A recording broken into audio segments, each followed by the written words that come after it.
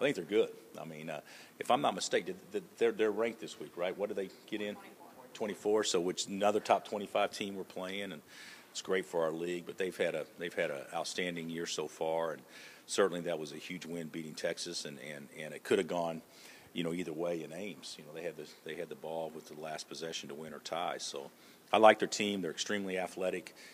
They seem to be really sharing the ball and certainly playing through their two guys that will both probably be first-team all-leaguers for sure.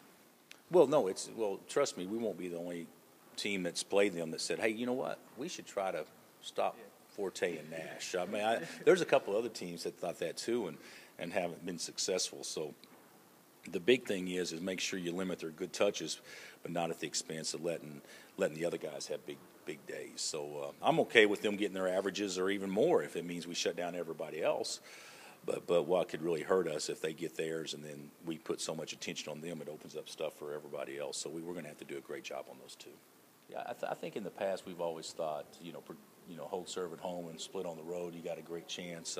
I think this year, don't be surprised if the winner of our league has one or two losses at home, just because I think road wins are precious, but I think home wins against top 25 competitions also precious too. And you're going to have a lot of teams with opportunities to win on the road just because they themselves are good.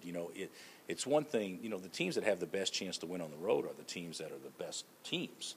And certainly, and just like the best home courts are the ones with the best home players playing on it.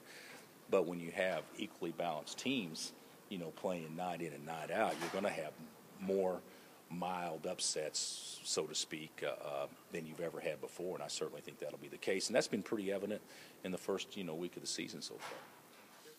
It's very important. Every game is important in the Big 12, but at home, especially at home, take care of business at home is very important because we know on the road the games will be a little more tougher than at home.